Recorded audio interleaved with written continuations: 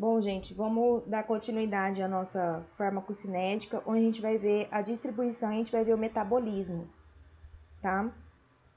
Então, vamos começar pela distribuição. A gente viu a absorção, viu a administração, a vias, né, de administração. Agora a gente vai ver a distribuição e o metabolismo na aula de hoje. Então, vamos lá. Onde que se encontra a administração? É quando o fármaco ele vai cair na corrente sanguínea, que existe duas formas.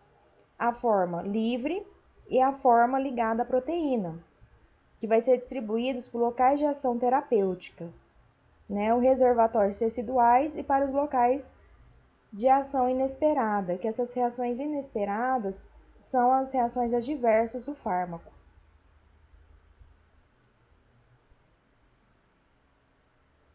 Então, a perfusão sanguínea e a distribuição dos fármacos. Primeiro, a gente tem que entender o que é perfusão sanguínea.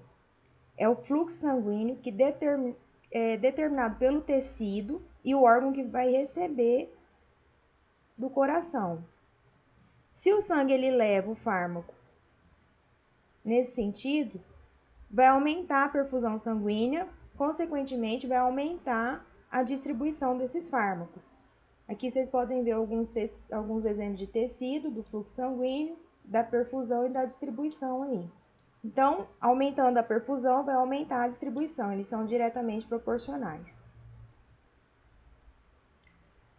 A ligação do fármaco às proteínas. Então, o fármaco ele chegou aqui na corrente sanguínea. Ele fica na sua forma livre, ou ele vai se ligar à proteína. Ao se ligar à proteína, os fármacos eles não conseguem atravessar a barreira endotelial para chegar nos tecidos, né? Somente a forma livre do fármaco é distribuída. A alta afinidade do fármaco com as proteínas plasmáticas vai diminuir o metabolismo e diminuir sua distribuição. Com isso, vai aumentar o tempo de ação desse fármaco.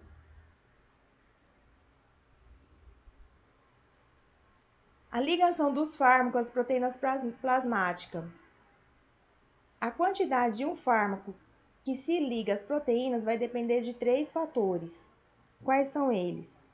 É a concentração do fármaco livre, quer dizer, se tiver muito fármaco livre, muito mais vai se apresentar ligado à proteína. A afinidade do fármaco pelos locais de ação, né, pelos grupos químicos das proteínas, a concentração das proteínas. Com isso, a gente tem um aumento desse fármaco livre, mais o local de ligação que vai formar um complexo que é fármaco e proteína, e vice-versa. A ligação de fármaco às proteínas plasmáticas, né? Nessa tabela, ela mostra a quantidade de fármacos ligados às proteínas, que elas são variáveis. Por exemplo, a varfarina tem uma porcentagem de droga ligada de 97. Tem umas que são mais, tem outras que são menos a porcentagem da droga ligada a ela, ao fármaco, né? Que é só um exemplo para vocês terem uma noção. Os tipos de fármaco e ligação às proteínas plasmáticas. Existem 2 tipos de fármaco. A classe 1, que é o A aqui na tabelinha. A dose é menor do que o número de locais de ligação disponíveis. Quer dizer o quê?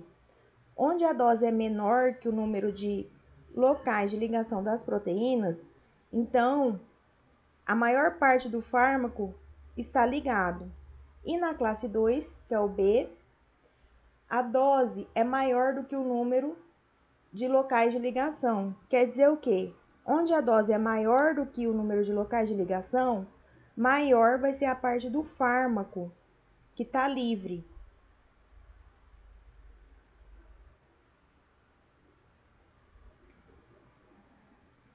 Bom, nessa tabela aqui a gente mostra alguns fármacos que se deslocam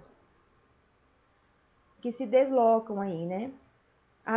Só um exemplo para vocês, a droga deslocada só para ver como que eles se deslocam na proteína plasmática aí. Mas aqui é só um exemplo, não precisa vocês ficar fissurados nessas tabelas, não. Ficar decorando tabela, não.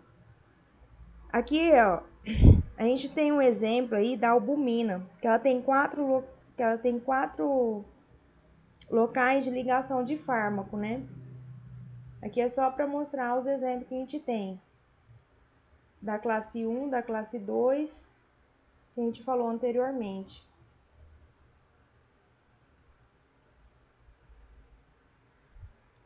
Então, a ligação a proteínas. A gente tem drogas ácidas, que vão se ligar à albumina, e drogas básicas, que vão se ligar à alfa-1 glicoproteína ácida.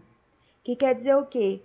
Os fármacos, eles podem competir com diferentes proteínas.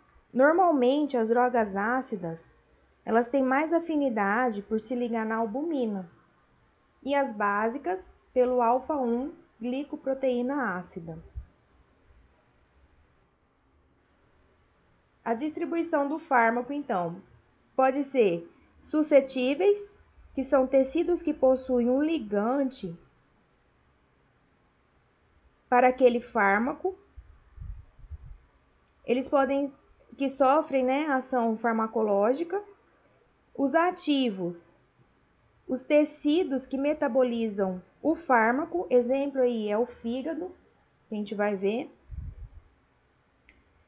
Indiferentes, que são os reservatórios temporários, que são os tecidos que recebem o fármaco, que não sofrem a ação do fármaco.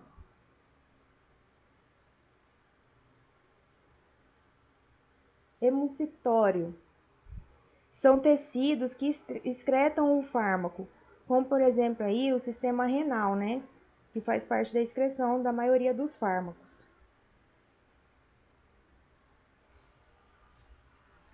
O volume de distribuição.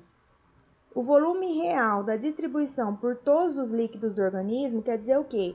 Que o volume que o tecido recebe de fármaco.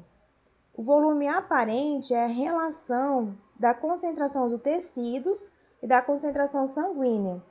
Essa concentração nos tecidos é do fármaco, tá?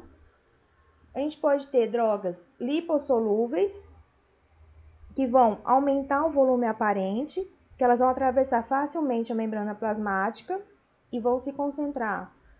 Muitas vezes vão se concentrar nos tecidos. E a gente pode ter drogas ligadas, que vão diminuir o volume aparente, ou as drogas hidrossolúveis, que tem mais dificuldade para atravessar a membrana plasmática, por isso tem essa diminuição do volume aparente. A variação do volume aparente depende do quê? Depende da droga e depende do paciente. Depende da droga, a lipossolubilidade. A droga, quanto mais lipossolúvel, mas ela consegue atravessar a membrana plasmática, a polaridade e a ionização dela, a ligação das proteínas, que as proteínas que ajudam a atravessar aí. E dependente do paciente, a idade, o tamanho, o peso, a hemodinâmica dele, a concentração das proteínas plasmáticas, o estado patológico, a genética do paciente conta muito também. A distribuição pediátrica nas crianças. A composição corporal é diferente de um adulto. Por quê? Porque ela tem um aumento da água total e fluido extracelular e ela tem diminuição do tecido adiposo e do tecido esquelético, do músculo esquelético. A ligação às proteínas pode ser albumina, bilirrubina, alfa-1 ácido, glicoproteína e ligação aos tecidos, que pode ser variações da composição. A distribuição a sítio especiais da barreira anatômica, né, que o fármaco pode atravessar aí, pode atravessar a barreira hematoencefálica, a placentária e a mamária. Então, a barreira hematoencefálica. O cérebro e a medula espinhal são protegidos da exposição a uma diversidade de substância, junções muito apertadas entre as células capilares endoteliais e devido aos processos gliais altamente resistentes que cercam os capilares, que geralmente são os fármacos lipossolúveis aí que vão atravessar a barreira hematoencefálica. Substâncias que vão penetrar o sistema nervoso central são o que? São drogas apolares, lipossolúveis, tamanho da molécula reduzido, né, o álcool, elevado coeficiente de partição óleo-água, são os barbitúricos, que a gente vai ver mais para frente, e anestésicos gerais também a gente vai ter uma aula. A barreira placentária. A gente tem vasos sanguíneos do feto, que são revestidos por uma única camada de célula, que vão atravessar a maioria das drogas, que vai causar um retardo na transferência para o feto, né? De 10 a 15 minutos para o equilíbrio mãe-feto. E o plasma fetal é ligeiramente mais ácido que o materno. Então, por isso, vai ter risco de aprisionamento iônico para o fármaco básico, tá? As alterações farmacocinéticas na falência hepática, né? Na falência hepática, a gente vai ter uma diminuição da albumina. Com isso, vai aumentar a fração do fármaco livre. Diminuindo essa albumina plasmática, a gente tem uma diminuição osmótica. Com isso, vai ter um aumento do fluido tecidual. Aumenta o volume do fármaco hidrossolúveis, como, por exemplo, a gentamicina.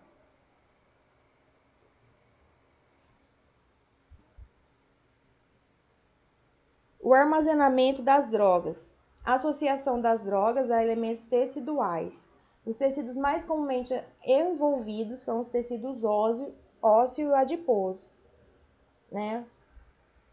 Formação de depósito, vai ter um prolongamento do efeito, como o flúor, chumbo, tetraciclinas, que vai ter um armazenamento do tecido ósseo durante a fase de mineralização. Os anestésicos gerais e inseticidas vão ter um armazenamento no tecido adiposo. A consequência dessa formação do depósito vai ter manutenção das concentrações plasmáticas, vão reduzir as concentrações plasmáticas iniciais e vão prolongar o tempo de ação dos fármacos. Tá certo? Até aqui, pessoal, foi a aula de hoje, mas nós vamos continuar com o metabolismo, tá?